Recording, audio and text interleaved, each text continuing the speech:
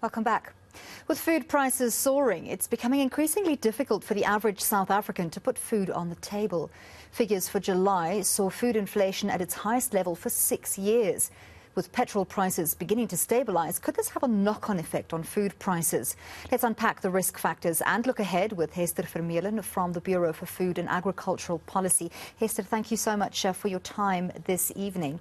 So we know that inflation for food and non-alcoholic beverages reached 9.7% in July, and that was comparable to levels last recorded in 2016 or 17, which was due to the widespread drought in South Africa. What are some of the top reasons for high food prices currently? Good evening, Ali. Thanks for this opportunity to talk about this very important topic. If we look at the factors driving food prices, there are some overarching factors and then there are sector-specific factors. So, for example, let's look at the plant oils and cereals-based foods category. So there we still see the lingering effects of surging international prices, especially due to the Russia-Ukraine war, which caused international prices for those commodities to peak around March, April 2022. However, we haven't seen those decreases coming through in the local environment due to a 3-4 month lag effect that we've observed from what's happening internationally to how that translates into the local economy. For example, if we look at meat prices, there the high grain prices is once again causing high meat prices because it's such an important and expensive input in the meat production process. And then, for example, for poultry prices, we saw significant increases globally, mainly driven by the outbreak of avian influenza in the Northern Hemisphere, driving prices to levels, record high levels. Then for the vegetables, for example, adverse weather conditions, wet and cold weather caused quality and quantity losses in the production of certain vegetables. And that's also coupled with the fact that due to very high stable food inflation, consumers are selectively replacing some of the starches with some basic vegetable options to curb the high stable cost as well. And then overarching, there are certain factors like high fuel prices, rising input costs in the agricultural sector in general, then also rising and continually rising high shipping costs globally, affecting the cost of imported food into South Africa. And then, as we all know, the intensive load shedding that we've been experiencing, especially in June and July, all of those factors have a significant impact on the entire food supply chain in the South African context. Which foods specifically? You mentioned a couple there, poultry, vegetables, meat, but not all meat. So tell us exactly which food categories are showing the highest increases currently. So the category of the highest inflation, as we all know, vegetable oils, 36% year-on-year inflation rate was very significant, and a 59% inflation rate on the plant oil specifically. So that is really a very, very high inflation rate. And we saw 12% year-on-year on margarine, which is also way above the 6% inflation target level. Then on breads and cereals, all the maize and wheat products had inflation of between 15 and 19%. So there's a big staple affordability issue growing there. Then in terms of animal source foods, we saw on certain beef cuts quite high inflation.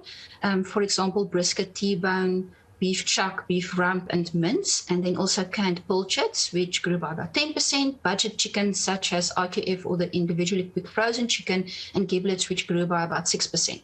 Now, other foods that also exhibited high inflation rates above 50% and higher, vegetables, things like spinach, beetroot, onions, tomatoes, cabbage, then also selected fruits, oranges, avocados, and apples. However, I must add that the fruit category as a whole showed slight deflation because some of the other fruits in the baskets, like bananas, showed severe deflation, which then counteracted these increases on an average basis. Then also a 24% increase on tinned baked beans, coffee and tea, 18-20%. So we really see that the combination of high staple food prices combined with rising prices of all the other commodities adding dietary diversity will lead to a situation where food and nutrition security in our country is really under threat, because on the one side, people can't afford enough food to satisfy their basic dietary energy needs. And on the other hand, all the other things in the basket is also becoming enormously expensive. So now they also can't afford the macro and the micronutrients necessary to sustain them for daily life.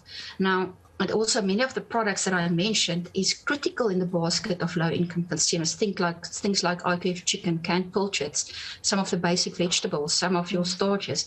So for those people, this is posing a tremendous threat.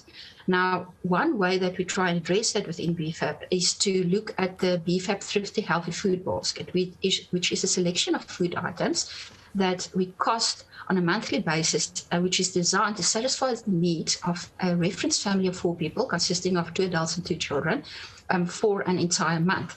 Now, the cost of this basket at present amounts to about 3,260 Rand a month. And that is approximately 330 Rand more than a year ago. Now, you can just think, for a very low-income household, 330 Rand is really an enormous amount of money. Now, that amount will absorb about 31% of a dual minimum wage income with some child grants added to that. So we can really see that food affordability and healthy food affordability is a big and becoming bigger issue within the South African context. Hester, also contributing to higher meat prices is the ongoing foot-and-mouth outbreak and the subsequent suspension of movement of cattle, which could be extended if more outbreaks are identified. So what can consumers expect to see happening going forward to meat prices? In the meat context specifically, if the foot-and-mouth disease threat is not contained very, very soon, it could happen, and the movement bans aren't uplifted very soon, it can happen that there's naturally an increased demand in beef going towards the end of the year with the festive season coming up. Now, if the foot-and-mouth disease impact with a limited supply coincides with the festive season with higher demand, lower supply, we can really see a situation where meat prices can really rise quite significantly, and that can push up inflation quite a bit. However, that being said, the BFAP analysts expect that food inflation is very close to peaking on an overall level, and that even the July observations might even be the peak. And they say that because of the fact that in last year, the second half of last year, we already had elevated commodity prices, so there's a lower base effect in that. And then also due to the easing of commodity prices that I mentioned earlier, we can also say that given the lag, those lower prices should be coming through to our local economy quite soon. And then the expectations are that the exchange rate, the Rand-dollar exchange rate, could hover in the vicinity of about 16 Rand, 15 Rand US dollar exchange rate, which will then result in food prices losing some momentum. There's always a but, and in this case, the but or the however is the whole foot-and-mouth disease potential impact on the meat prices, as we just discussed, as well as there are some hot and dry conditions observed in the Northern Hemisphere, which can have a severely negative impact on the quality and the quantity of global crop yields, which will then also potentially again push up prices. But those factors remain to be seen. And then we also need to keep an eye out on the other factors that's continuously a problem. The things like the load shedding situation in South Africa, the rising fuel prices. Is it coming down or will it go up again? Shipping costs, input costs, all those. I was actually going to ask you about that, Hester. Sorry to jump in there, but we've seen lockdowns in China due to rising COVID-19 cases, and we know that has implications for imports and exports and, of course, shipping costs. So you're saying that's a continuing risk factor, but now that we've seen those lockdowns taking place, have we already established whether that's going to have an impact or a likely impact on food prices going forward? It probably will.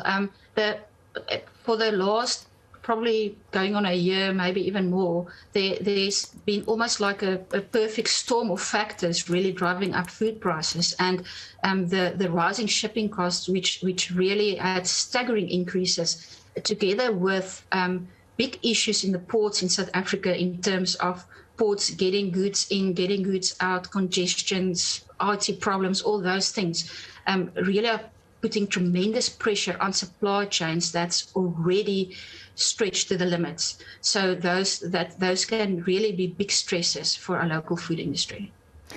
Certainly worrying for consumers. However, there is a silver lining. Analysts saying that food inflation is close to peaking. Thank you very much for at least bringing us that good news. That was Hester Vermeulen from the Bureau for Food and Agricultural Policy.